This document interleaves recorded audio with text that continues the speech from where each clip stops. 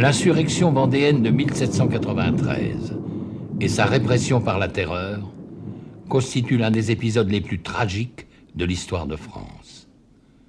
Le nombre des victimes est encore incertain. 200 000, 400 000, 600 000. La Vendée continue d'interroger l'histoire.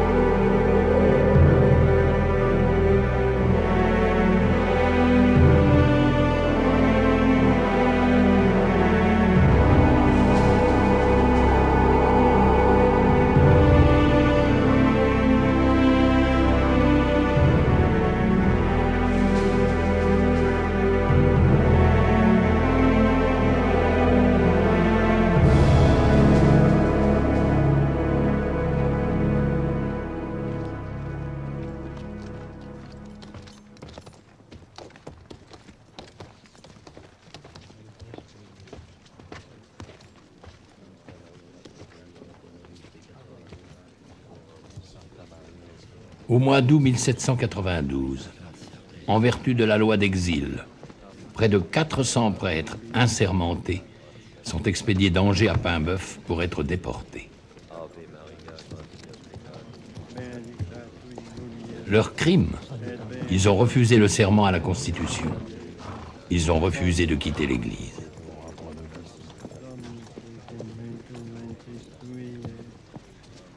Les braves gens. Les gens braves qui ont vu ce spectacle ne l'oublieront pas.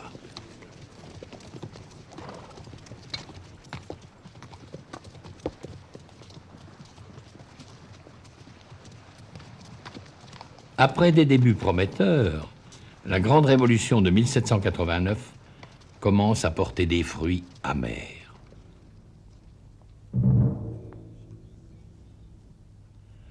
Ce 21 janvier 1793, place de la Révolution, à Paris.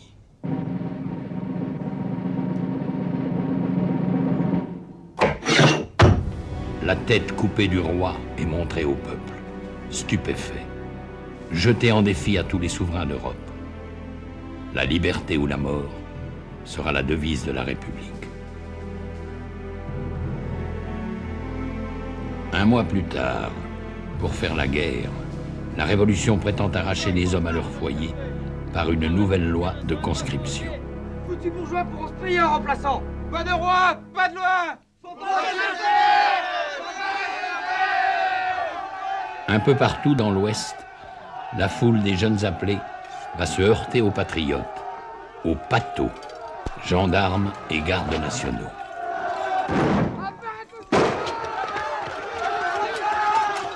Et de proche en proche, dans 600 paroisses au sud de la Loire, les cloches vont se mettre à sonner le tocsin, appelant la population aux armes.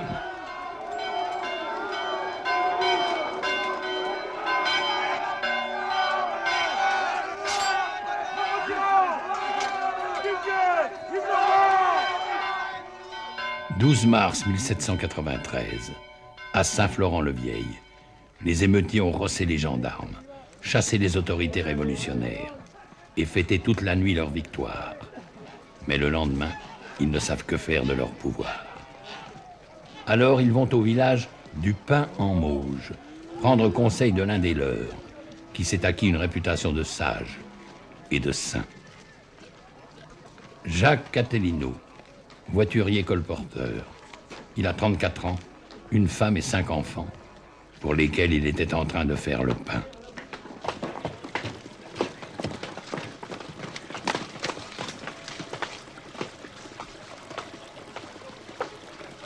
Salut les gars, vous en avez fait de belles. Et maintenant, que faut-il faire? Résister. La guerre est à présent pour nous le seul moyen de salut. Et s'il nous faut périr, que ce soit au moins en combattant. Résister, ne pas subir. Telle est la devise de ce peuple forgé par l'épreuve, il y a 2 siècles.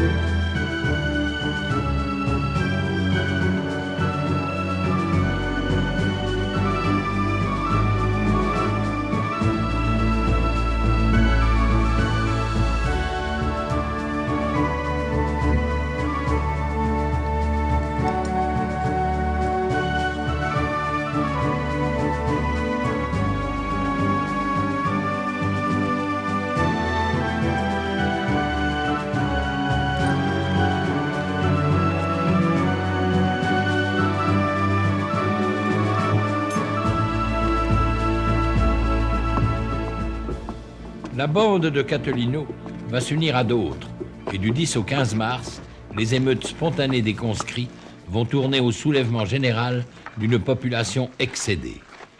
Il faut alors des chefs expérimentés, de vrais militaires, les nobles. Le marquis de Bonchamp sera sceptique. Il refuse de prendre la tête d'une jacquerie. Mais devant l'insistance de ces gens, il demande la nuit pour réfléchir. Ce soldat de métier, âgé de 33 ans, a déjà longuement guerroyé en Inde, avec des troupes réglées. Mais que valent ces paysans qui n'ont jamais porté les armes que dans la braconne?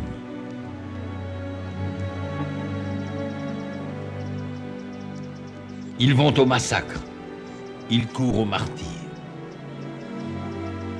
Comment leur faire entendre raison alors que constamment dans la nuit arrivent les nouvelles exaltantes des victoires du petit peuple?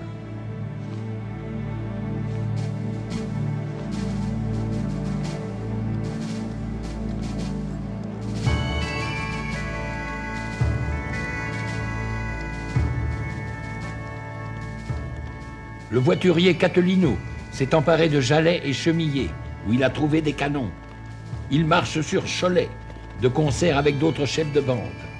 Le colporteur Perdriau, le chirurgien Caddy, le garde-chasse Stofflet.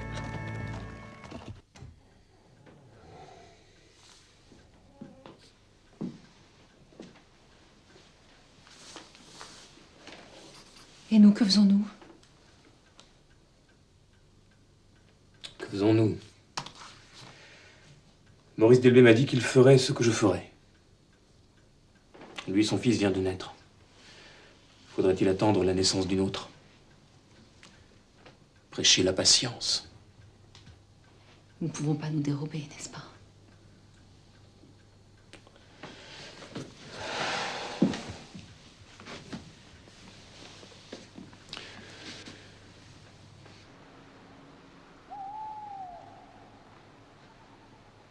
Vive Monsieur Bonchamp! Vive Monsieur Bonchamp! Vive Monsieur de Bonchamp! Vive Monsieur Delbé, que les insurgés sont venus déloger aussi et qui suit la décision de Bonchamp, son ami. Ancien officier au régiment Dauphin Cavalerie, il reprend ainsi du service à 41 ans, quittant sa femme et un enfant nouveau-né. Vive Monsieur de Roiran, qui fut colonel dans l'ancienne armée.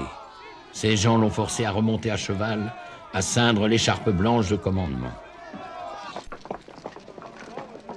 Par contre, le marquis de Bonchamp devra abandonner sa monture pour marcher du même pas que les rebelles. Ainsi en ont-ils décidé. J'éprouvais un affreux déchirement de cœur en voyant partir mon mari tout seul, à pied, au milieu de cette multitude de paysans indisciplinés. Je restais seule à la Baronnière avec mes 2 enfants, un garçon et une fille, l'un et l'autre dans l'âge le plus tendre. D'ailleurs, j'étais grosse, et ce fut la raison qui m'empêcha de suivre mon mari.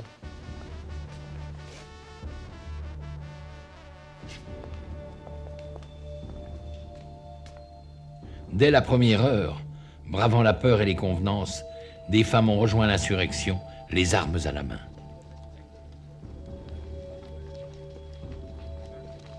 Ainsi, cette fille de paysan du village de Soulaine, Renée Bordereau, 25 ans. Je me procurais des habits d'homme et me réunis à 500 hommes de ma paroisse avec Monsieur Cœur de Roi, que nous avons nommé commandant. Nous la retrouverons 21 ans plus tard, après tant de prises d'armes, de combats et de blessures, enfin libérée des prisons de Napoléon et le roi restauré, elle se décide à dicter ses mémoires. Je pris le nom de mon frère Hyacinthe. Mais comme mes camarades s'en rappelaient pas bien, ils me donnèrent le nom de Langevin, que j'ai toujours gardé. Brave Langevin. Oui, c'est ainsi qu'on m'appelait. Je dirais franchement qu'aux premières affaires où je me suis trouvé, le bruit des coups de fusil me faisait une impression. Et que j'étais désespéré de ne pas me trouver plus de courage.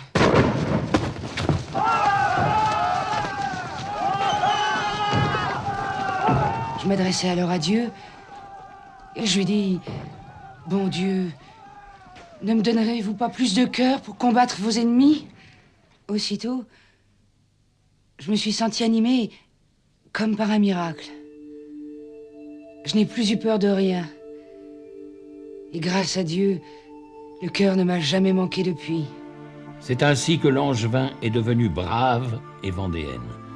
Car la Vendée militaire, fidèle au double cœur, déborde largement ce département de Vendée, taillé par la Révolution sur les confins de 3 provinces. L'Anjou, du Val-de-Loire et des Mauges, d'où jaillit l'étincelle de cette insurrection qui va entrer dans la légende avec ses héros et ses saints.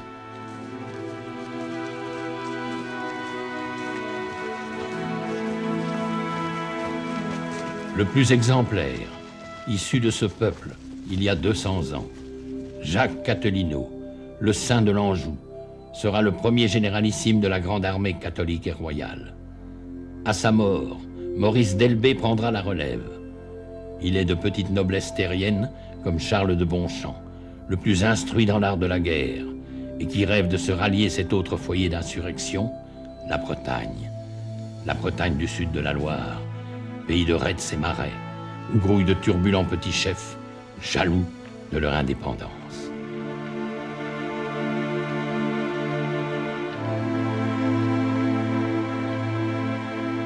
Un commandement unique aura du mal à s'imposer depuis ce modeste départ du chevalier Charette, quittant son manoir un soir pour devenir au fil des mois et des combats l'ultime symbole de la résistance vendéenne.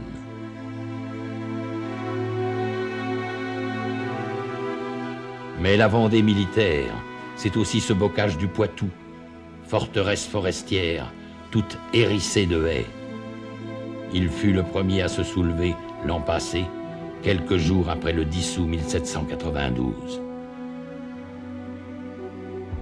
Dure leçon, la prise d'armes avait été brève, la répression brutale.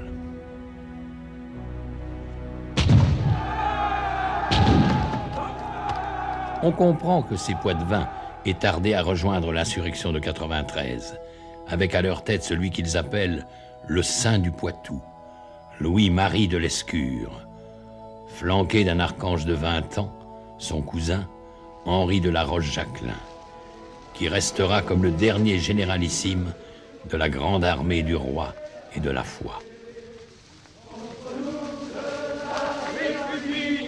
Pour le moment, ce 19 mars 93, les gars de l'armée du centre marchent au combat en chantant une marseillaise de leur cru.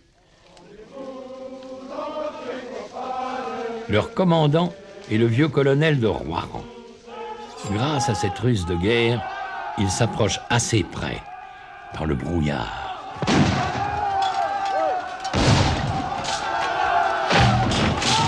Pour lancer sa troupe à l'assaut des canons.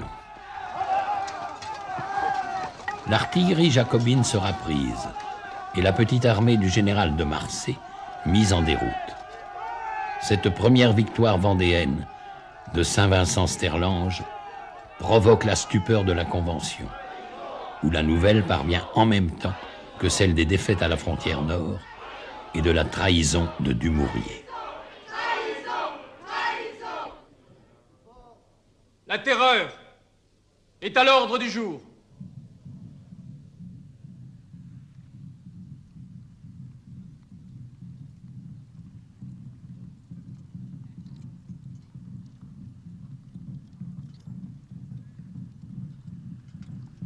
Pour une justice plus expéditive, on a créé le tribunal d'abréviation. Et l'on envoie en Vendée la machine à guillotin, qui doit faire respecter la loi nouvelle. Article 1er. Ceux qui seront prévenus d'avoir pris part aux révoltes contre-révolutionnaires sont hors la loi. Article 2. S'ils sont pris les armes à la main, ils seront, dans les 24 heures, mis à mort. La Vendée est livrée à l'exécution militaire. 35 000 hommes vont faire la chasse au hors-la-loi, passer le pays au peigne fin. Les effectifs seront fournis par l'armée de réserve de Paris, celle des vainqueurs de la Bastille et des Tuileries, des massacreurs de septembre. À sa tête, le général Berruyer, qui commandait place de la Révolution le 21 janvier 93 et se vante d'avoir fait couvrir la voie du roi. Mais devant ce déploiement de force, il n'y a plus rien. L'armée des insurgés s'est volatilisée. Ces volontaires paysans sont revenus à leur métairie, où les appelle l'urgence des travaux de printemps et les célébrations de la Semaine Sainte.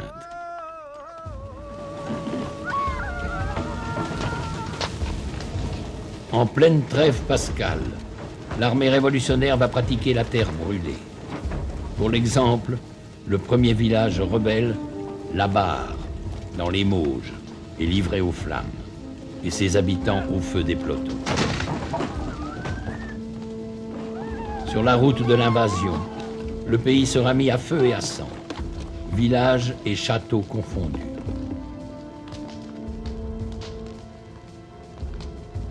Du domaine de Bonchamp, la Baronnière, désertée par ses habitants, il ne restera bientôt plus qu'une tour symbolique.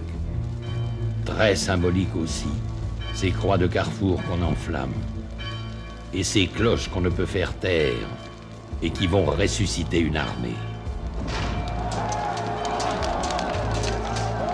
L'armée des brigands s'est retrouvée face à l'armée de la Révolution. C'est le grand choc, comme disent les Vendéens, dans ce bourg de Chemillé, où Delbé va tenter de mettre un frein au désir de vengeance après la victoire. Assassin! Le général l'ordonne! Non! Je ne veux pas d'assassins pour soldats! Justiciers! Nous sommes des justiciers, mon général! Si nous ne les tuons pas, nous les retrouverons en face de nous! Ainsi nous ne serons jamais vainqueurs! Dieu ne nous demande pas de vaincre, il nous commande de combattre. Remercions-le aujourd'hui de nous avoir accordé la victoire. À genoux.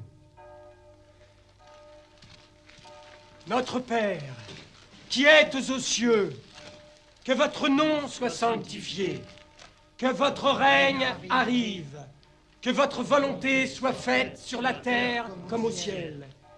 Donnez-nous aujourd'hui notre pain quotidien. Pardonnez-nous nos offenses comme nous pardonnons à ceux qui nous ont offensés. Mes amis, tous, comme le Christ, vous pardonnerez. Ne nous laissez pas succomber à la tentation, mais délivrez-nous du mal, ainsi soit-il. Les prisonniers seront ainsi sauvés par le pater des Vendéens, comme on dit.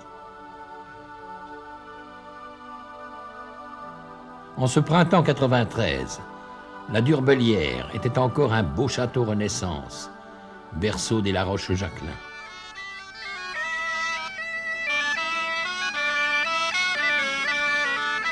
Ce 17 avril 1793, les appelés de la région autour de Saint-Aubin de Bobigné viennent chercher le descendant des marquis de La Roche-Jacquelin, Henri, qui est touché lui aussi par la conscription républicaine et dont le père est retenu loin d'ici, dans ses plantations, aux îles.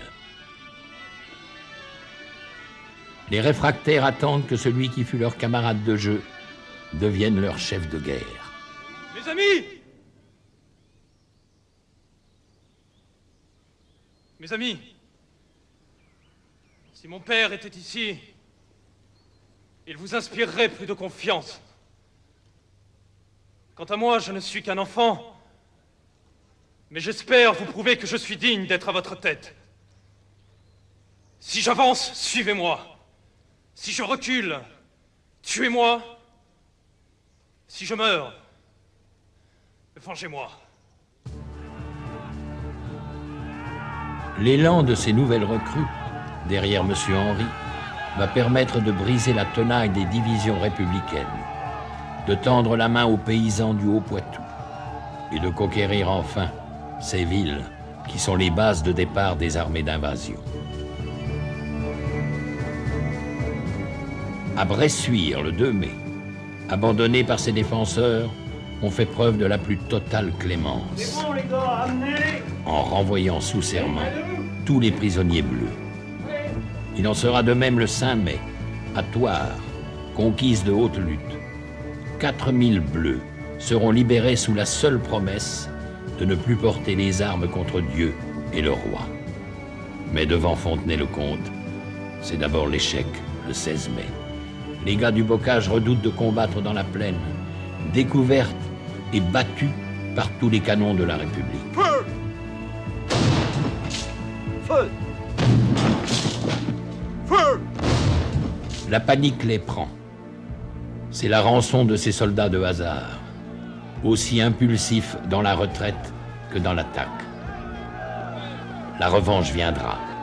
Le 25 mai, avec la capture de 40 canons et de 3000 soldats bleus, qu'on prendra la précaution de tondre, cette fois-ci, avant de les libérer. Puis reprend la poussée, vers ces bourgs de la périphérie, d'où il importe de chasser l'ennemi.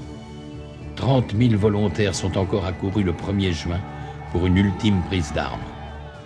Mais qui gardera les villes conquises? Personne. Les chefs vendéens tels qu'Attolino paraissent condamnés à la fuite en avant, alors qu'ils sont au sommet de leur victoire. Avec la prise de Saumur, le 9 juin, et cet énorme butin, 11 000 prisonniers, 15 000 fusils, 80 canons. Ces succès me confondent. Ils viennent de Dieu.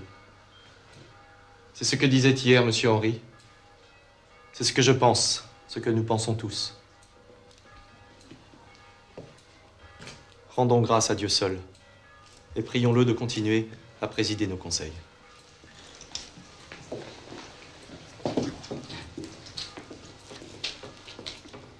Pater Noster. Catilino, élu généralissime, ne peut que s'en remettre à Dieu pour inspirer la stratégie générale. Que faire? Où aller?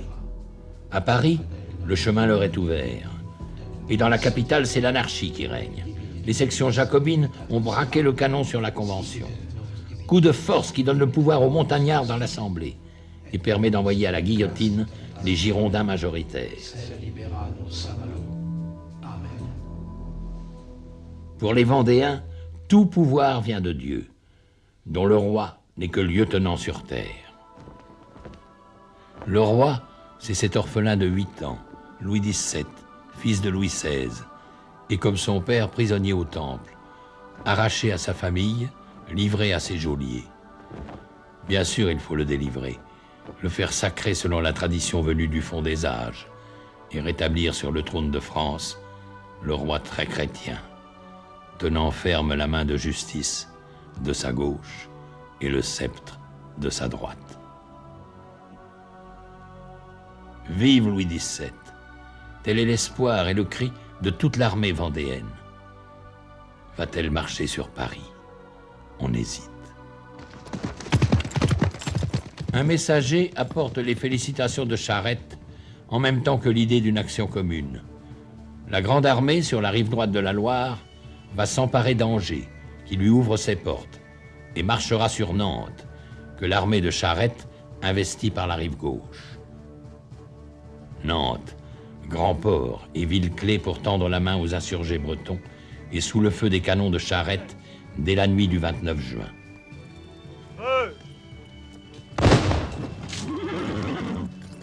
Charette fait seul donner son artillerie et il s'impatiente d'être sans nouvelles des autres divisions vendéennes.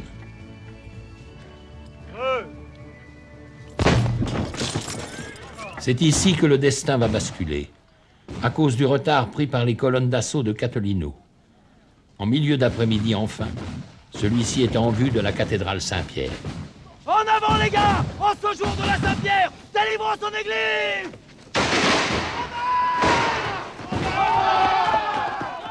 Un franc-tireur vise le général des brigands. Le saint de l'Anjou est mort. C'est le cri de la panique et le reflux vendéen. Jacques Cattolino ne mourra que 2 semaines plus tard, un 14 juillet, à Saint-Florent-le-Vieil, où il fut transporté. On avait tardé à extraire la balle de plomb mâchée par le franc-tireur, et la gangrène avait gagné. Jusqu'à cette annonce de Jean Blon, son cousin. Le bon Cattolino a remis son âme à celui qui la lui avait donnée pour venger sa gloire. Ce même jour, à Paris, Charlotte Corday assassinait l'apôtre de la terreur, Marat.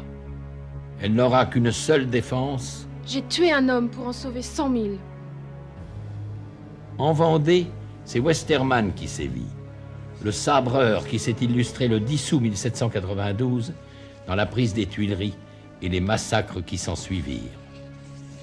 Pendant que l'armée des insurgés est encore autour de Nantes, il a son plan, sa méthode.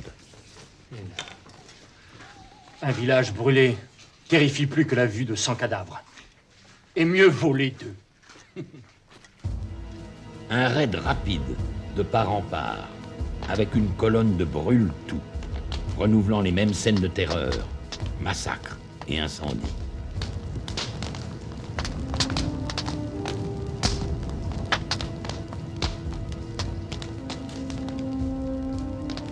Le martyre de la Vendée recommence.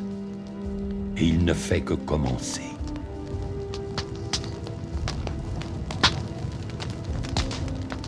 Brûler au passage le domaine de l'Escure est un évident plaisir pour celui qu'on surnomme le boucher de la Vendée. Il n'épargnera pas non plus le repère des La Roche-Jacquelin, la Durbelière, livrée aux flammes. À Châtillon, capitale des insurgés, À la République! Westermann peut arroser sa victoire Prongite! avec sa légion germanique. Loin d'imaginer que les divisions vendéennes sont en train de rameuter à marche forcée. Vos brigands! Surpris, les Bleus seront culbutés, chassés, et Westermann ne devra son salut qu'à la vitesse de son cheval. Autre étonnante victoire des brigands, à Villers, le 18 juillet. Pendant que leurs généraux élisent un successeur à Cattolino, le grand choc est tel que les Bleus y laissent leurs étendards. Et la honte en rejaillit jusqu'à la Convention qui met une nouvelle fois hors la loi l'exécrable Vendée. La Vendée! Et encore la Vendée! Voilà le chancre qui dévore le cœur de la République! C'est là qu'il faut frapper! Détruisez la Vendée et la patrie sera sauvée! Détruisez la Vendée et Valenciennes n'est plus à l'Autrichien! Détruisez la Vendée et l'Anglais laissera Dunkerque en paix! Détruisez la Vendée et l'Espagne se verra conquise! Détruisez la Vendée et Lyon ne résistera plus! Il faut exterminer cette race rebelle! Brûler leurs forêts!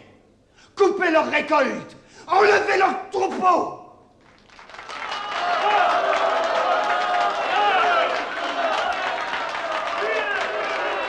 Les vieillards, les femmes et les enfants seront conduits hors de la contrée. Et il sera pourvu à leur subsistance avec les égards dus à l'humanité. Enfin, Place au canon de la nation. L'ultime argument. Grâce à lui, par 3 fois cet été, devant Luçon, les armées vendéennes seront tenues en échec. Décidément, la plaine ne porte pas chance aux gens du bocage, ni du Marais. Car c'est l'une des rares occasions, ce 14 août, devant Luçon, où la grande armée des Bocquins participe à une opération commune avec les maréchins de Charette.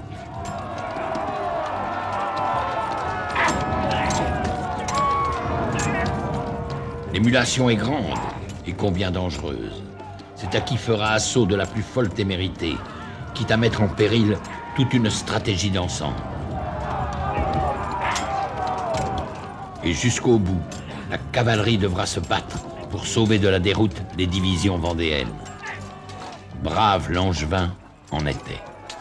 Mon cheval fut blessé 3 fois. Et l'on me crut morte moi-même, ayant reçu une balle au-dessous de l'oreille, dont j'éprouve encore bien des douleurs quand il fait mauvais temps. Aujourd'hui, on peut vous l'extraire. Laissez-moi faire. Le roi saura reconnaître ses bons serviteurs. Laissez faire le ciel. Nonobstant, mon cheval me passa la rivière.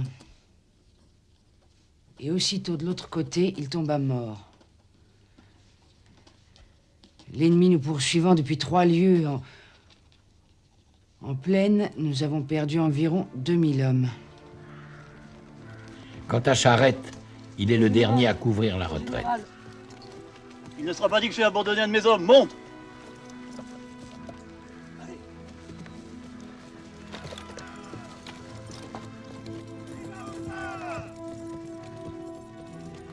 Ici, on dirait que l'histoire se plaît à devenir légende. Vive le roi, messieurs! Ce chevalier blanc face aux hussards de la mort. Cependant, Charette n'aura pas le dernier mot. On dit que la mort lui prit son soldat en chemin et qu'on eut quelque peine à les séparer tant le sang les avait collés l'un à l'autre en séchant.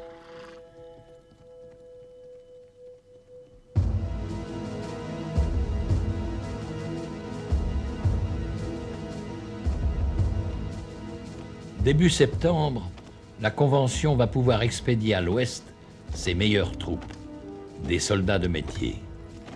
Ils ont obtenu les honneurs de la guerre sur le Rhin, à Mayence, sous promesse de ne plus porter les armes pendant 1 an contre la coalition européenne. Ils seront le fer de lance d'une nouvelle offensive générale contre l'ennemi de l'intérieur, la Vendée. 100 000 hommes vont converger vers le cœur du pays. 20 000 Mayençais, Kléber en tête, sont sortis de Nantes avec 5 charretées de soufre. Ils font le vide devant eux, dans le fief de Charette, provoquant le grand exode des gens du pays de Retz et du Marais.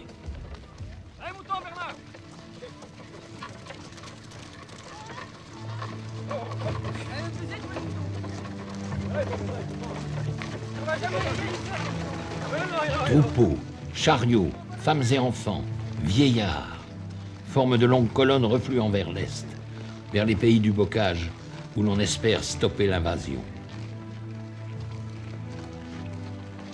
Mais tous ces réfugiés ne peuvent que gêner les manœuvres de Charette. Battu 7 fois en des combats de retardement, le brave chevalier lance un appel au secours à la grande armée catholique et royale, auquel celle-ci va répondre.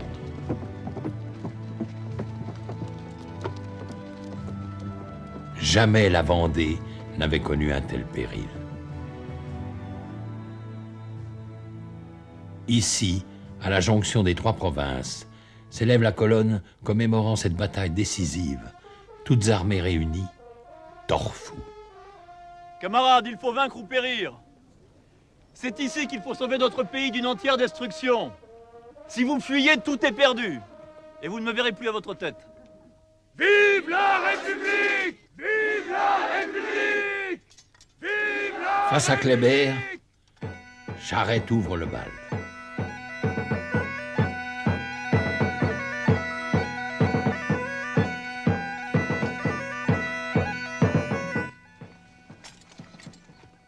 Ouais.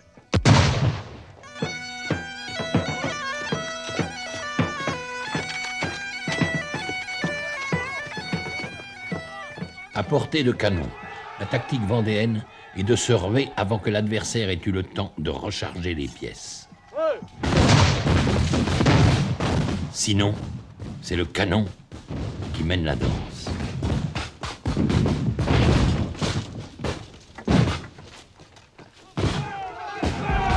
Élan brisé. En fin de journée, on verra refluer les plus braves. Mais les femmes sont là, autour des chariots de l'Exode.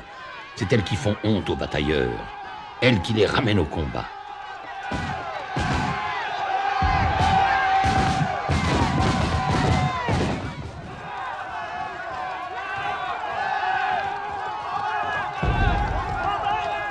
Tous les chefs vendéens, chargeant ensemble, vont achever de briser cette armée de Mayence.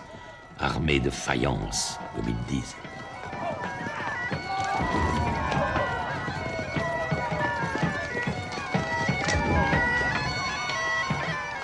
La bataille de Torfou marque l'apogée des victoires vendéennes. Et l'armée d'invasion serait anéantie sans le sacrifice au pont Bousset du bataillon de Saône-et-Loire protégeant la retraite des Mayençais. Et ceux-ci reviendront. Les forces de la République sont inépuisables et sans merci. Malheur aux vaincus. Malheur au Vendéen vainqueur qui rentre chez lui et n'a plus rien. Ah!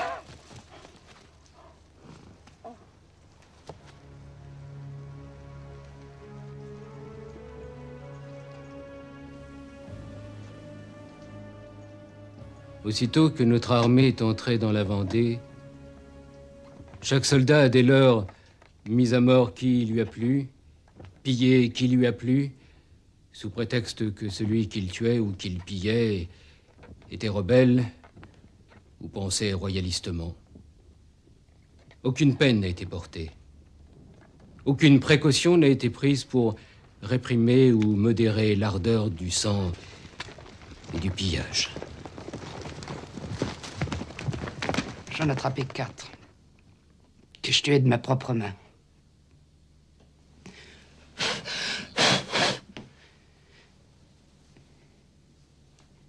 L'un d'eux avait un enfant de 6 mois, enfilé dans sa baïonnette avec 2 poulets.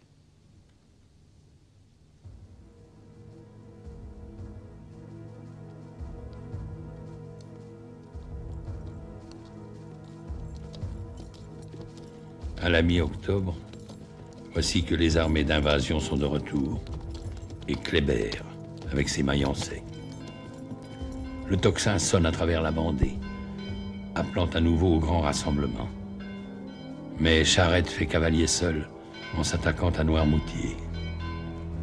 Et Talmont prépare une tête de pont sur la Loire, alors que le gros des armées de la Convention se concentre autour de Cholet.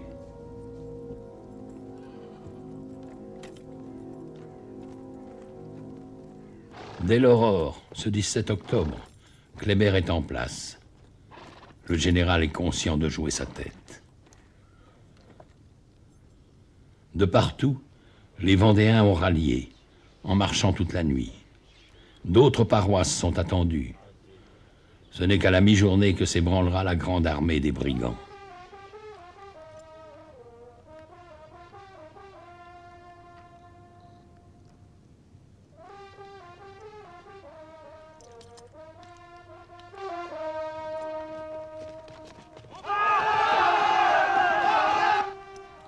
Aux côtés de Kléber, le représentant de la Convention, Carrier, commence à trouver le temps long. Laissez passer le citoyen représentant. Il tuera après la victoire. Ruse de guerre. Un certain général Marceau va démasquer ses batteries au dernier moment.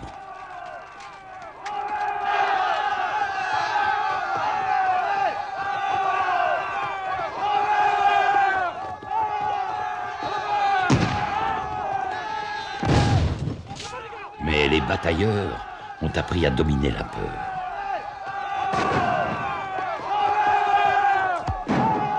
Et c'est alors Kléber qui perd patience. Là-bas, là-bas, ordre d'attaque. L'armée de la Révolution manœuvre toujours selon l'ancien règlement, comme à la parade. C'est au contact des Vendéens qu'elle apprendra la terrible efficacité de l'armée en masse. Pour l'heure, elle va fondre sous le tir des chasseurs paysans.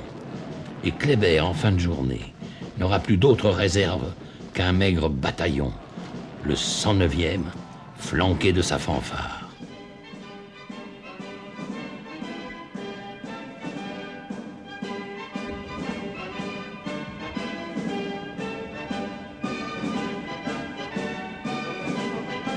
Placée résolument en tête et jouant fièrement les airs de la Révolution triomphante, cette fanfare laisse croire à l'arrivée d'une nouvelle armée jacobine.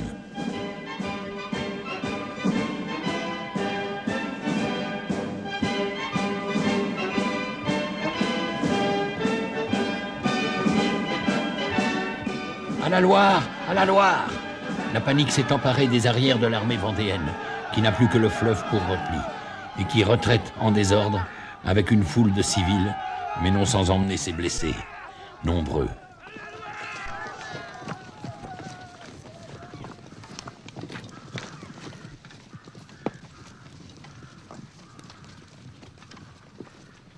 La perte la plus cruelle, Charles de Bonchamp, touché à mort, mais encore conscient, et que Bourbotte, représentant en mission, enterre gaillardement dans son rapport au soir de la victoire.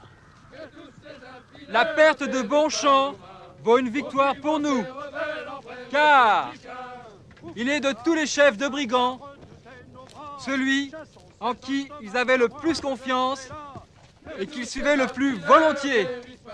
Qu'importe les sacrifices, la Vendée est écrasée, il n'y a plus de Vendée. La Vendée, elle est au bord de la Loire, à Saint-Florent-le-Vieil, qui va voir l'exode de tout un peuple, ce 18 octobre 1793. 80 000 Vendéens, dont guère plus de la moitié de combattants. Le reste, ce sont les femmes, les enfants, les vieillards, population terrorisée, et qui devra passer le fleuve en 24 heures, avec seulement 25 barques. Nous nous rendîmes à Beaupro, et dans la même nuit à Saint-Florent, où nous passâmes le fleuve le 18 octobre. Avec bien de la peine, n'ayant ni pont ni bateau. J'ai passé mon cheval à la nage. Dans ces conditions, que faire des prisonniers? Pourquoi ne pas les fusiller comme le font toujours les Bleus? Avant de passer, nous avons mis en liberté 5000 prisonniers, pour qui M. de Bonchamp avait demandé grâce. C'est lâche ennemi de la nation. Honte à ce qui se dit ici, épargner plus de 4000 des nôtres.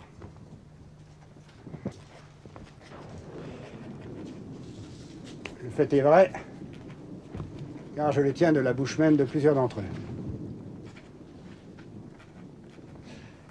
Quelques-uns se laissaient toucher par ce trait d'incroyable hypocrisie. Je les ai pérorés, et ils ont bientôt compris qu'ils ne devaient aucune reconnaissance aux brigands. Mais, comme la nation n'est pas encore à la hauteur de nos sentiments patriotiques, vous agirez sagement en ne soufflant pas mot sur une pareille indignité. Les hommes libres acceptant la vie de la main des esclaves, ce n'est pas révolutionnaire. Il faut donc ensevelir dans l'oubli cette malheureuse action. N'en parlez pas même à la Convention. Les brigands n'ont pas le temps d'écrire ou de faire des journaux. Cela s'oubliera comme tant d'autres choses. Non, cela ne sera pas oublié. Le fils républicain d'un de ses prisonniers graciés, le sculpteur David d'Angers, immortalisera le pardon du général vendéen. Quant au général en chef d'Elbé, criblé de 14 blessures, il ne peut plus suivre son armée. Les frères de Catelino vont lui faire traverser de nuit la Vendée envahie pour l'amener sous la sauvegarde de Charette, qui vient de conquérir une île, Noirmoutier. On pense qu'il y sera en sûreté. On y veillera.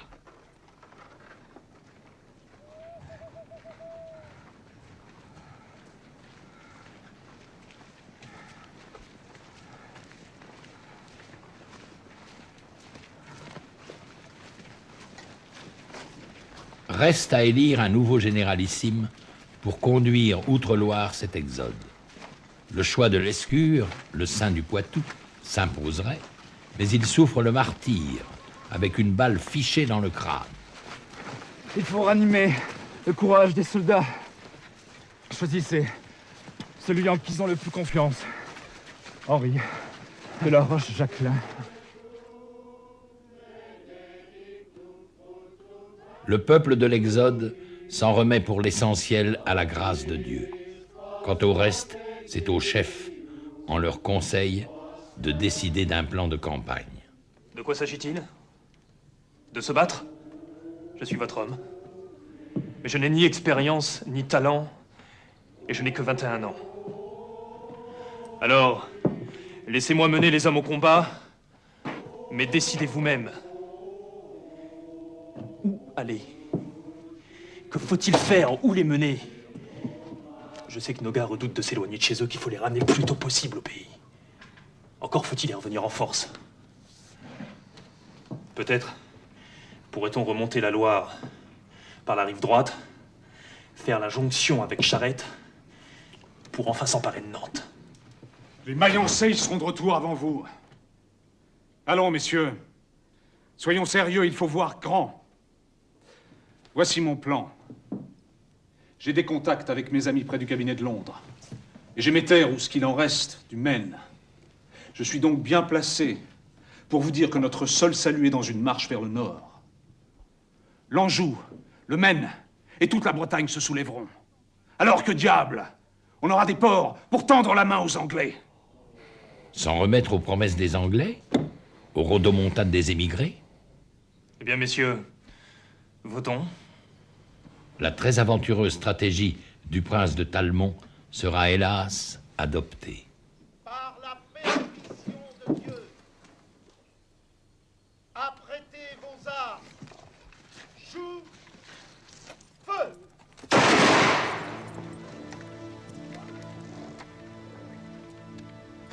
Tout un peuple va s'offrir en sacrifice,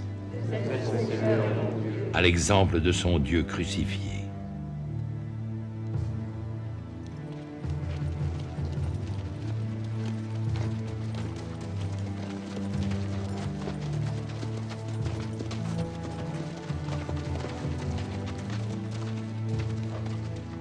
Chacun rêve d'appartenir à ce nouveau peuple élu qui vient de traverser la Loire comme une autre mer rouge.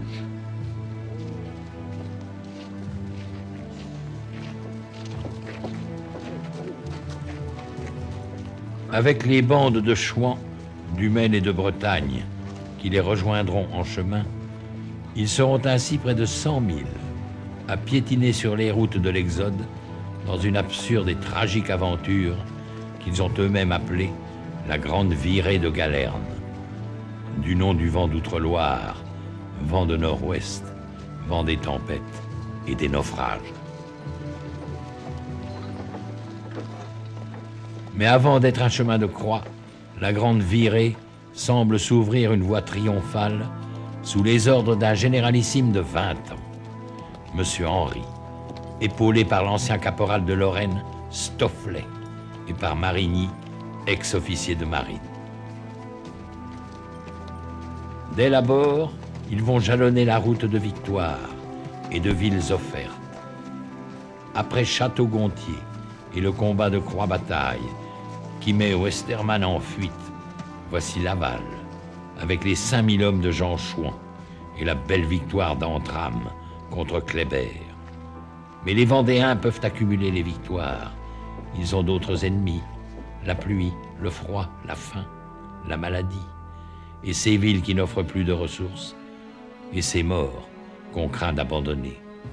Peu avant Fougères, un calvaire au bord de la route, marque l'endroit où M. de Lescure mourut, vaincu par la gangrène. On cacha même à sa veuve, enceinte de 7 mois, l'endroit où il fut clandestinement enterré et que l'on n'a jamais retrouvé.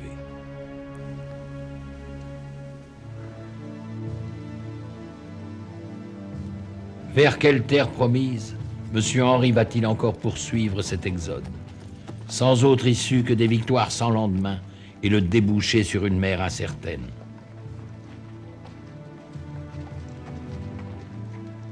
Voilà près d'1 mois que ce peuple paysan, fuyant le meurtre et l'incendie, a quitté sa terre natale pour sauver femmes et enfants, ses biens les plus précieux. 1 mois qu'il marche et s'ouvre la route à coups de victoire, jusqu'à celle-ci, Pontorson, Dole, Avranches. Enfin, il touche au but. Il arrive au port. Granville. Granville, c'est l'échec. La mer vide et la ville imprenable. Pauvreté du matériel de siège. Amertume des combats sans cesse recommencés. Absence des émigrés et des Anglais qui ne sont pas au rendez-vous, pour lequel on a fait toute cette route. On comprend que le sabre se fasse lourd à la cavalière vendéenne. Et les Bleus mettent le feu au faubourg ou tentent de s'accrocher des assiégeants. Alors, c'est le reflux. D'instinct, la masse n'a plus qu'une idée, qu'un cri « à la Loire !» et de reprendre la même route et de renouveler ses victoires. Et nous revînmes à Avranches et à Pontorson. C'est là que je commençai à me servir de mon bras blessé et que je tuai 2 cavaliers républicains. En ce moment, je fus à la prison du Mont-Saint-Michel pour aider à délivrer 450 prêtres qui étaient prisonniers. Et que nous délivrâmes en effet. Ensuite, je me suis battu près de Dole, de 8h du soir jusqu'au lendemain matin 10h. Brave Langevin ne s'étend pas sur ses états d'âme, comme aucun des mémorialistes vendéens. Jamais elle ne se plaint. De là, nous partîmes pour la Flèche, nous battant nuit et jour, devant comme derrière. De là à Baugé, et après à Angers. Angers, nouvel échec. La ville qui s'était autrefois donnée aux Blancs est devenue bleue. Elle se calfeutre derrière ses fortifications imprenables. Désormais, toutes les villes se ferment devant cette misérable armée qu'on n'appelle plus que l'armée des puants, avec le typhus et la dysenterie qu'elle porte en elle. Mais c'est d'un même cœur que le jeune général, toujours à l'avant-garde, fait face au malheur. Il tente une ultime manœuvre en s'emparant du Mans pour y faire reposer sa horde. Et les hussards sont à leur trousse.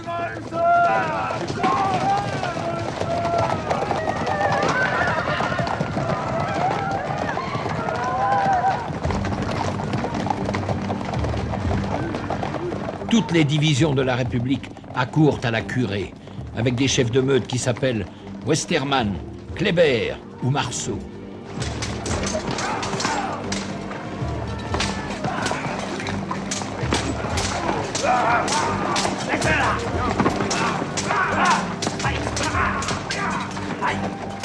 Le peu qui reste de combattants vendéens se battra toute la nuit.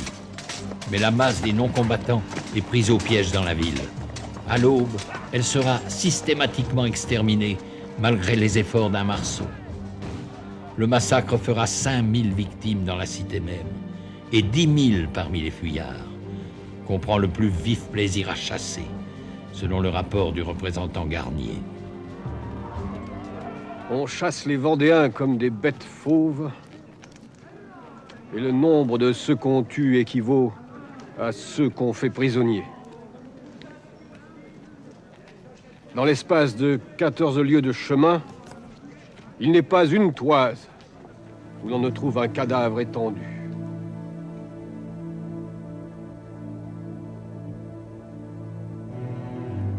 Les survivants, 15 000 à peine, se regroupent à Laval et foncent vers le sud, vers la Loire, impatients de retrouver leur terre de Vendée.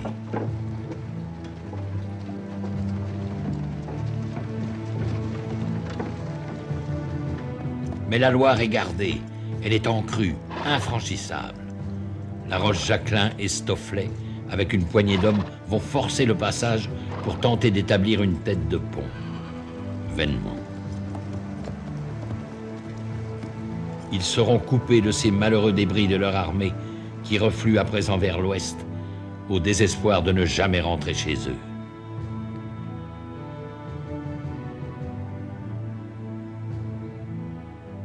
Au terme du dernier Alali, ils vont aboutir au bout du monde, dans les marais de Savenay.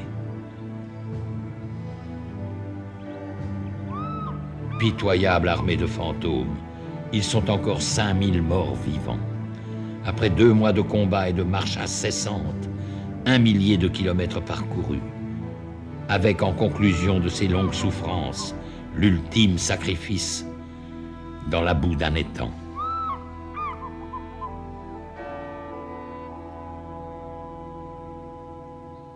Ici, ils sont tombés. C'est ce que dit le monument de Savenay. 23 décembre, avant-veille de Noël, dernière veillée d'armes. On s'efforce encore de faire fuir d'innocentes victimes. Monsieur de Marigny, s'il vous plaît. Monsieur de Marigny. On a mis en selle la jeune veuve de Lescure avec l'espoir de sauver l'espérance qu'elle porte. C'en est fait. Nous sommes perdus. Il nous est impossible de faire face à l'attaque demain. Dans 12 heures, l'armée sera exterminée. J'espère mourir en défendant votre drapeau. Tâchez de fuir. Sauvez-vous, il fait nuit. Sauvez-vous. Adieu. Adieu!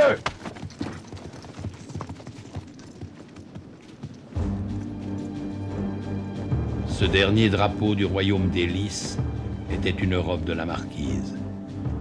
Il disparaîtra dans l'Apocalypse, complaisamment décrite par le chef de ses cavaliers, qu'on retrouve à Savenay en ange exterminateur. Westermann. Il n'y a plus de Vendée. Elle est morte, sous notre sabre libre, avec ses femmes et ses enfants. Je viens de l'enterrer dans les marais et les bois de Savenay. J'ai écrasé les enfants sous les pieds de mes chevaux, massacré les femmes qui n'enfanteront plus de brigands. Je n'ai pas un prisonnier à me reprocher. J'ai tout exterminé. Le bonheur de Westermann n'est pas celui d'un autre général, Marceau.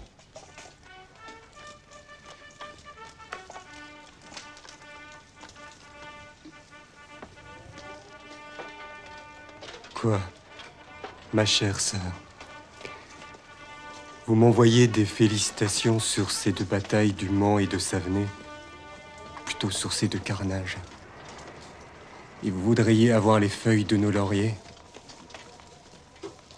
Ne songez-vous pas qu'elles sont tachées de sang humain, de sang français? Je vais porter les armes contre l'étranger. Là seulement est la gloire et l'honneur. Je sollicite un poste à la frontière. Les malheurs des Vendéens ne s'arrêtent pas à Savenay. Dès le 3 janvier, les Bleus débarquent à Noirmoutier. Alors commence la chasse aux lapins, comme disent les soldats.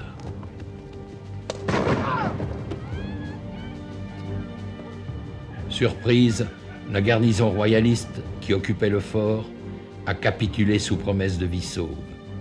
1500 hommes dans cette cour. On s'empresse de les passer par les armes.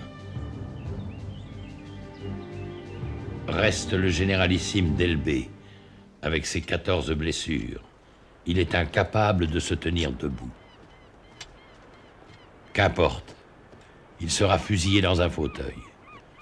Avec 2 de ses amis et le général républicain qui commandait Noirmoutier, quand Charette s'en empara.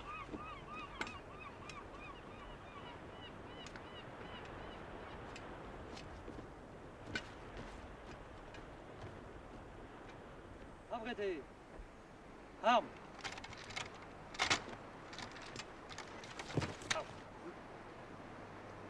En joue. Feu. Le fauteuil du supplice s'est conservé jusqu'à nos jours. Jean-Baptiste Carrier, commissaire aux armées et proconsul à Nantes, est un esprit inventif. Voilà le 9 novembre ce qu'il proposait à ses collègues de la Convention. Vous avez à délivrer le pays d'un chancre qui le dévore. Le poison est plus sûr que toute votre artillerie. Faites empoisonner des sources d'eau. Empoisonnez du pain que vous abandonnerez à la voracité de cette misérable armée de brigands. Et laissez faire les faits. Vous avez des espions parmi ces soldats du pape qu'un enfant conduit. Lâchez-les avec ce cadeau et la patrie est sauvée. Vous tuez les soldats de La Roche-Jacquelin à coups de baïonnette, tuez-les à coups d'arsenic. Cela est moins dispendieux et plus commode. Pourtant, ces hommes ne rêvent que de progrès et de bonheur du peuple. Il faut régénérer la France de gré ou de force. Dut-on en faire un cimetière? Carrier invente ce qu'il appelle la déportation verticale dans la baignoire nationale. La nuit, sans jugement, les victimes sont embarquées, parfois par centaines, sur des gabarres qu'on saborde au milieu du fleuve. Près de 5000 personnes ont péri ainsi, à Nantes, par la noyade.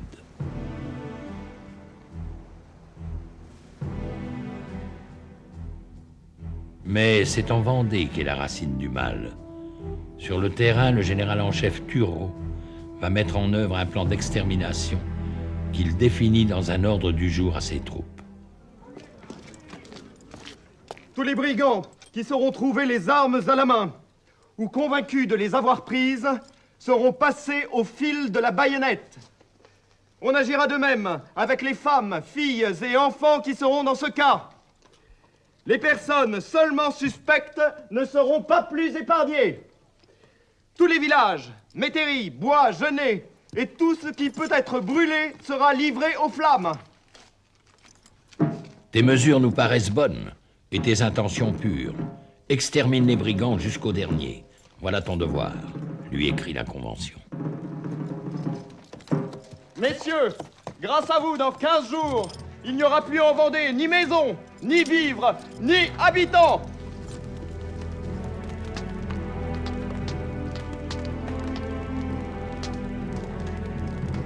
« 12 colonnes vont ainsi sillonner la Vendée de part en part. Elles sont connues dans l'histoire sous le nom de colonnes infernales, que leur ont donné leurs victimes, blancs et bleus confondus.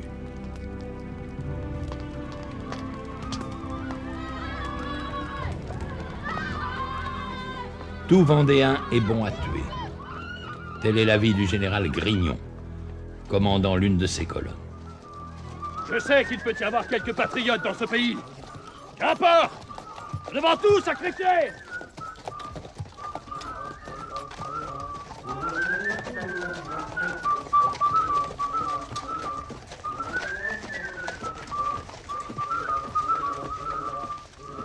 Chaque soir, les courriers vont porter au général Turreau les rapports de ses brigadiers. Brave Grignon. Vous voyez ce qu'il écrit en bref de la journée d'hier. J'ai brûlé et cassé les têtes comme à l'ordinaire. Le général Crouzat, éclairage et chauffage réunis, je me suis chauffé très amplement ce matin. Et commère, sans doute pour éprouver le tranchant de son sabre, je coupe les enfants en deux.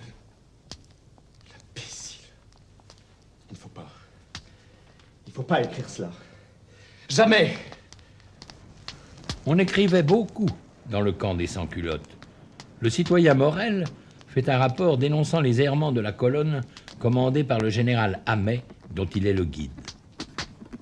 Hamet fait allumer des fours, et lorsqu'ils sont bien chauffés, il y jette les femmes et les enfants. Les cris de ces misérables ont si fort diverti les soldats qu'ils ont voulu continuer ces plaisirs. Les femelles des royalistes manquant, ils s'adressent aux épouses des vrais patriotes.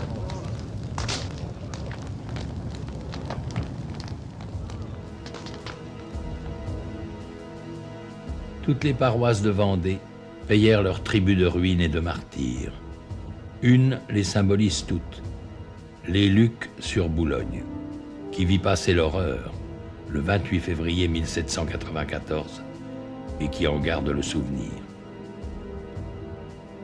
Ce jour-là, la colonne du général Cordelier arrive au bord de la Boulogne. Sur l'autre rive, le curé de la paroisse, l'abbé Voineau, 70 ans, tente de s'interposer. Il sera très symboliquement le premier sacrifié, mais il n'empêchera pas le massacre de son troupeau.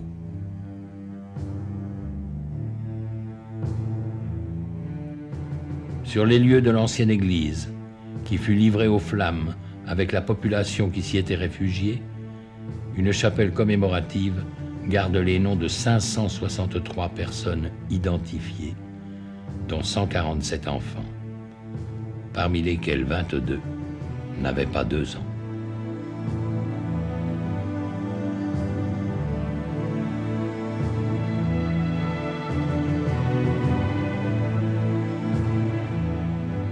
La Vendée n'oublie pas.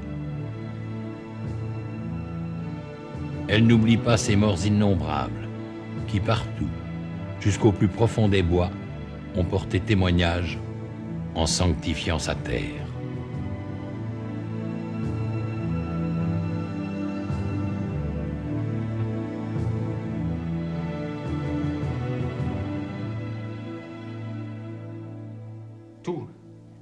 Tout sans exception est incendié, massacré, dévasté.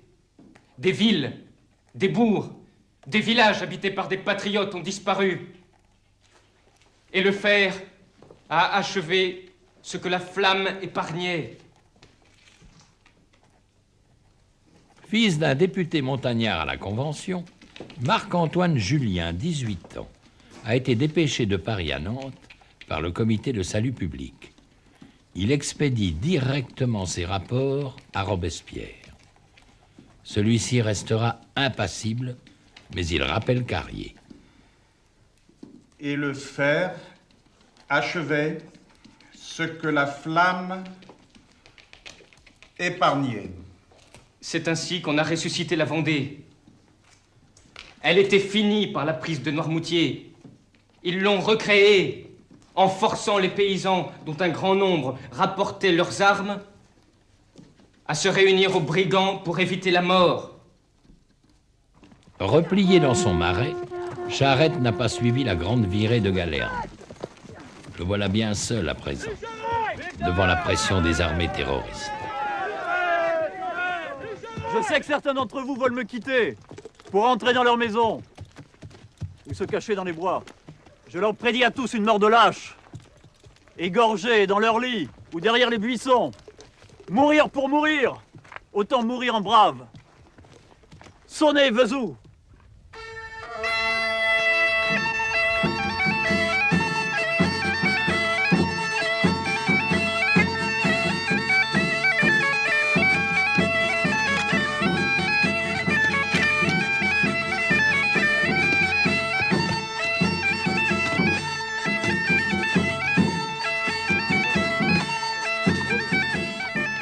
Quelles que soient les circonstances, la musique et la danse règnent au camp de Charette. Celui-ci s'en fait un point d'honneur. Il n'en est pas de même avec les quelques rescapés de la Grande Armée qui ont réussi à repasser la Loire et à rallier leurs anciens chefs, Henri de La Roche-Jacquelin et Stofflet, eux-mêmes réfugiés au fond des forêts, constamment traqués, et passant difficilement entre les mailles des colonnes infernales qu'ils guettent et punissent parfois.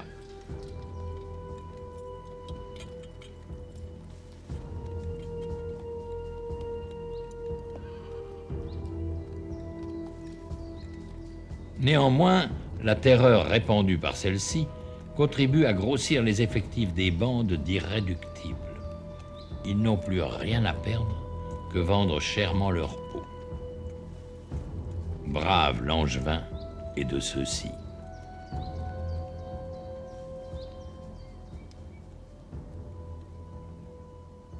Ils vinrent pour nous trouver dans la forêt. Et ne pouvant nous découvrir, ils dirent que c'était une fausse alerte que leur avait donnée leur guide. Et ils le tuèrent. Et le mêlèrent au massacre de 25 hommes et femmes qu'ils égorgèrent dans le bourg de la Jumelière. Nous vîmes partout le sang des malheureuses victimes.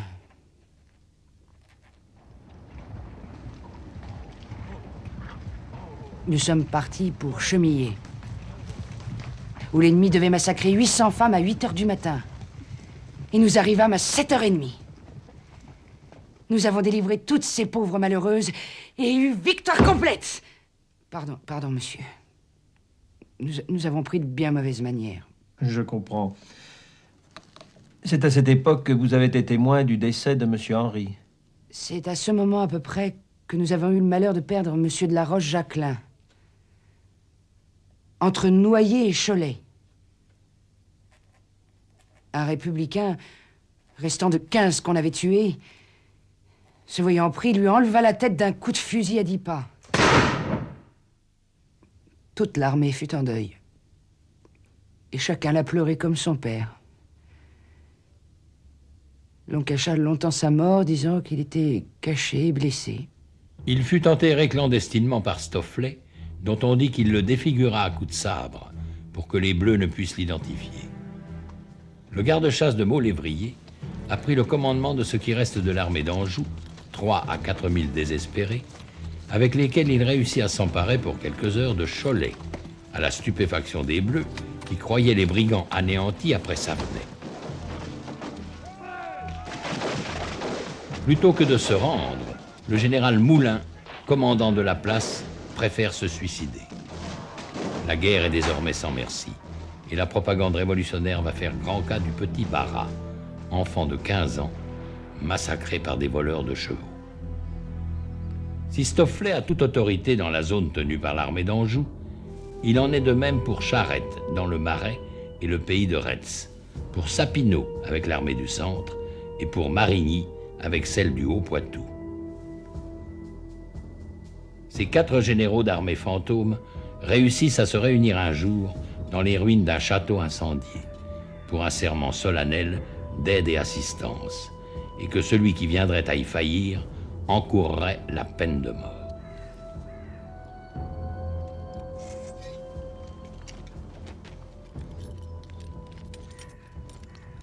Héros réchappé du massacre de Savenay, Marigny va jouer les fortes têtes et gravement faillir à la rescousse. À l'instigation de l'abbé Bernier, il sera condamné, Stofflet promu au rôle de justicier, mais il ne se trouvera pas un Vendéen pour se charger de l'exécution. Oh, ils sont foutus s'ils tirent sur les nôtres. Il faudra faire appel aux transfuges étrangers.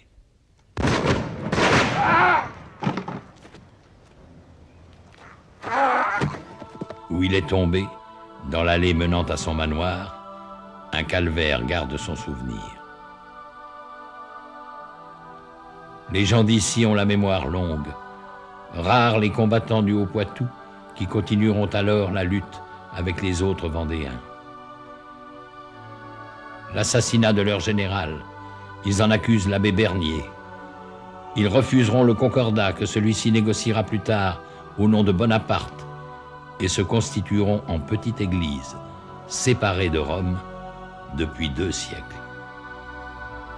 Elle existe encore, cachée et sans prêtre.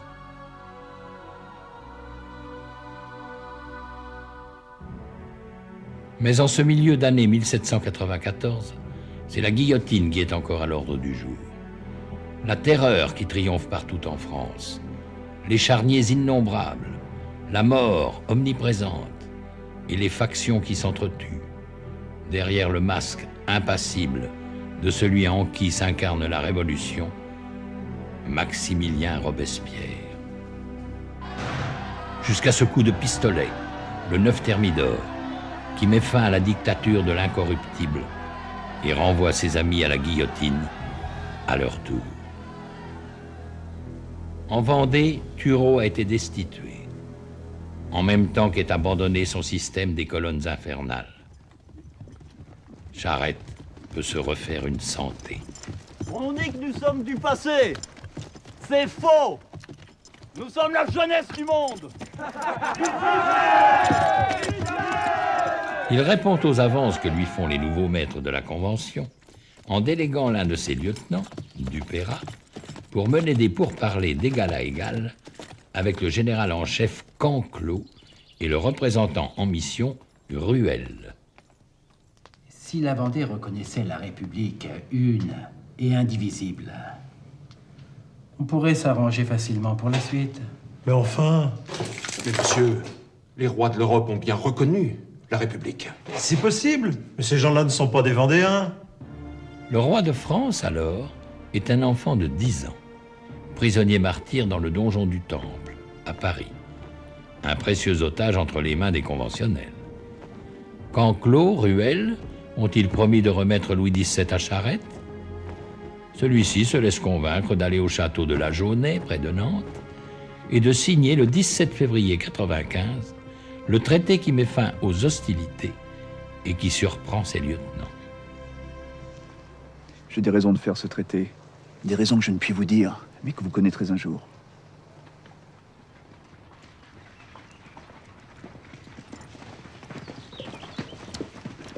Entre Stofflet et Charette, l'entente n'est jamais facile. Prévenu trop tard des pourparlers de paix, Stofflet n'arrivera à la Jaunais qu'après la signature du traité, qu'il dénonce à sa manière. Vive le roi et merde à la République!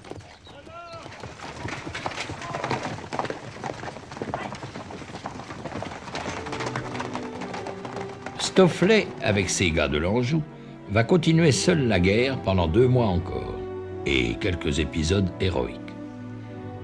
Il devra finalement s'incliner. C'est dans un lieu prédestiné à Saint-Florent-le-Vieil qu'il signera à son tour la paix, à la grande satisfaction de Hoche. La France n'offre plus qu'un peuple de frères. Drôle de paix. Malgré les conventions, brave Langevin sera arrêté sans ménagement par les gendarmes. Enfin, on me mena au département. Dans la première chambre où j'entrais, je fus très mal reçu. Dans la seconde, un peu mieux. Ah, c'est toi, Langevin. C'est toi qui te bats encore pour le roi. Nigaud, tu as tort, grand tort, car tes chefs sont de très mauvais sujets. L'on me dit que je me battais pour le roi, que j'avais grand tort, et que mes chefs étaient de très mauvais sujets, qu'ils devraient déjà m'avoir fait ma fortune. Mais qu'ils étaient trop lâches, et que si je voulais servir aussi fidèlement la République, je serais mieux récompensé, etc., etc. Je leur répondis que personne ne m'avait forcé, que c'était mon opinion. Qu'ils n'avaient qu'à me rendre mon père et 41 de ma famille qu'ils avaient massacrés. Qu'ils n'avaient qu'à me les rendre existants. Et je serais bonne républicaine. Enfin, je leur dis bon républicain, car j'étais toujours un homme. Ils m'ont répondu qu'il leur était impossible. Eh bien, leur dis-je, il m'est encore plus impossible que je devienne républicain. Mais qu'apporte le messager de la République, ce 24 juin 1795, au camp de Charette encore en paix?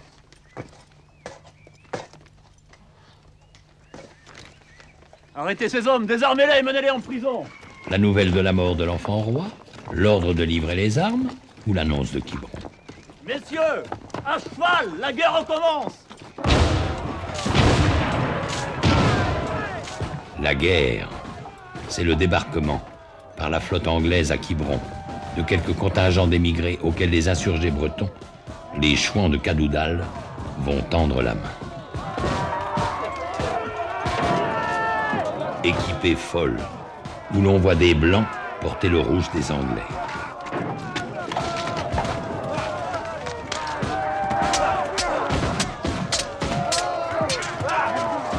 L'avantage est d'abord aux contingents débarqués, mais qui n'ont ni plan ni unité de commandement, alors que les Bleus n'obéissent qu'à un seul chef, le jeune général Hoche, qui entretient quelques précieuses intelligences chez l'ennemi. Au bout d'un mois, les royalistes sont pris au piège dans la presqu'île. La flotte anglaise s'est éloignée et la clémence des vainqueurs trouvera son terme dans les pelotons d'exécution.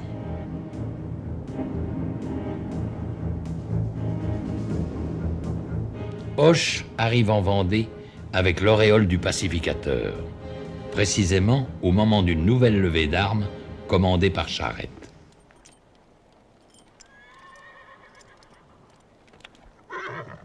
Après l'échec de Quiberon, le comte d'Artois a débarqué à l'Île-Dieu. Et le 12 octobre 1795, 15 000 hommes attendent le frère du roi qui leur a fixé rendez-vous sur la plage de la Tranche.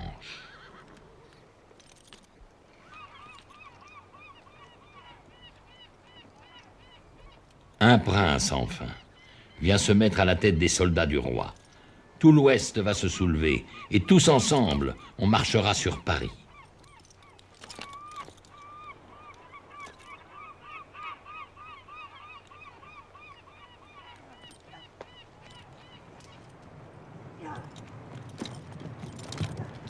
Charette se dirige vers une vedette qui semble escorter un messager. De quel message est-il porteur?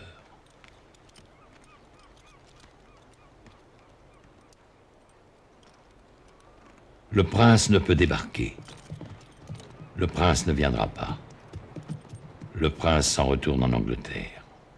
Comment ces braves vont-ils le prendre? Monsieur, allez dire au prince qu'il m'envoie mon arrêt de mort. Vous me voyez aujourd'hui avec 15 000 hommes. Demain, je n'en aurai plus 300. Il faut fuir ou périr. Je périrai. Charette est perdu. Il le sait. Son armée sera bientôt réduite à quelques centaines d'irréductibles face aux 40 000 soldats de Hoche, face à une nuée d'espions et de belles espionnes. Mais Charette se joue des femmes traîtresses et des colonnes mobiles. Pendant plus de 5 mois, avec une poignée de fidèles, il tient encore en échec la République.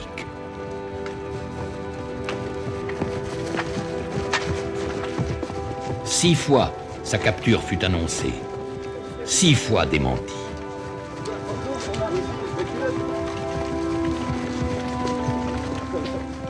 Cependant, la Vendée est lasse, exsangue, désenchantée, désespérée.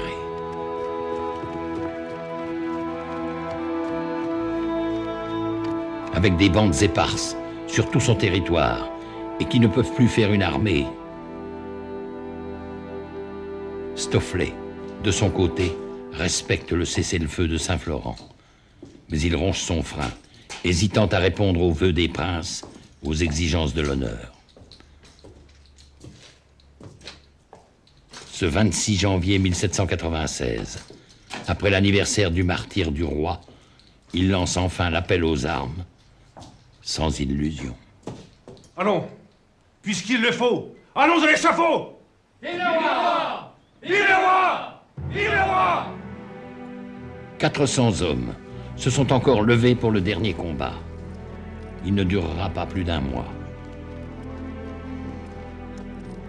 Jean-Nicolas Stofflet, Lorrain, soldat à 16 ans au régiment du Lyonnais, général vendéen, va voir le piège se refermer sur lui.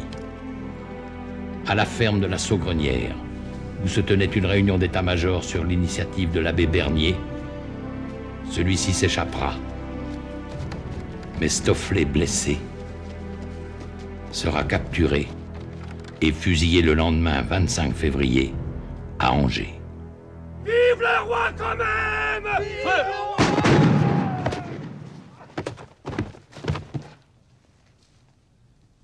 Un mois plus tard, durant la Semaine Sainte, le mercredi 23 mars, Charette n'a plus que quelques fidèles. Il sait que son tour va venir.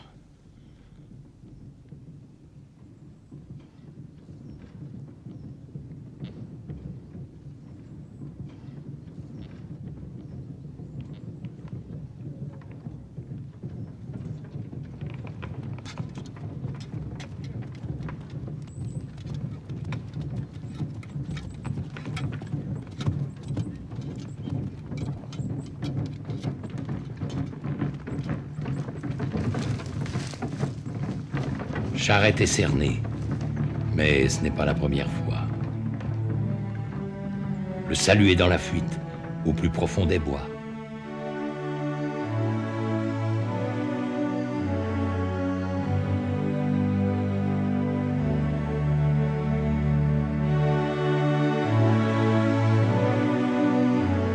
Une fois encore, il va berner les bateaux, et toute la France applaudira le roi de la Vendée.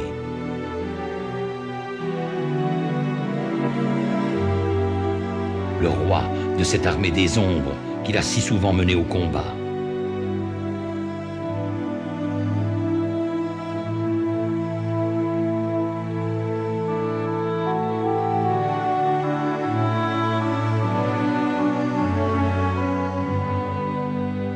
Le roi des brigands, dont la tête est mise à un si haut prix.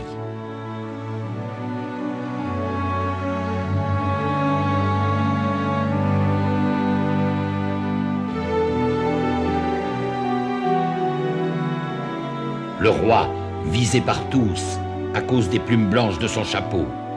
Le trop fidèle Pfeffer veut attirer sur lui les tirs. Il réussira.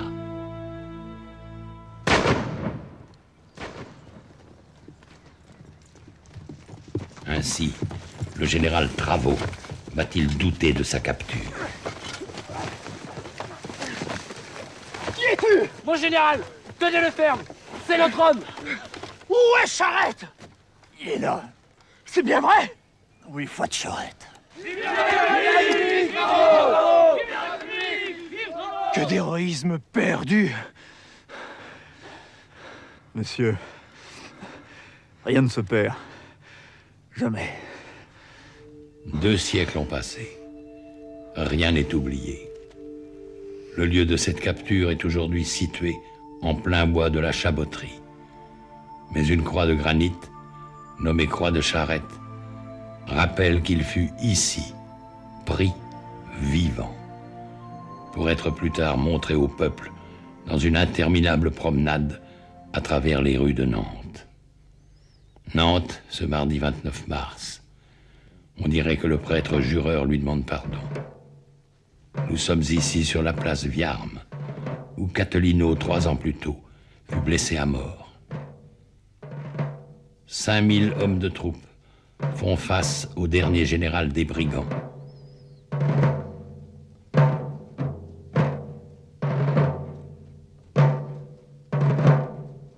Selon sa volonté, les officiers bleus le laissent commander lui-même le tir en baissant la tête.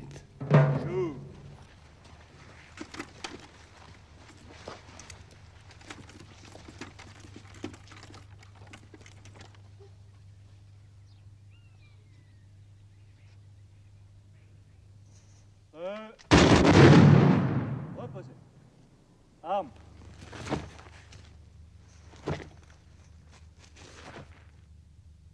Très en tête. Armes.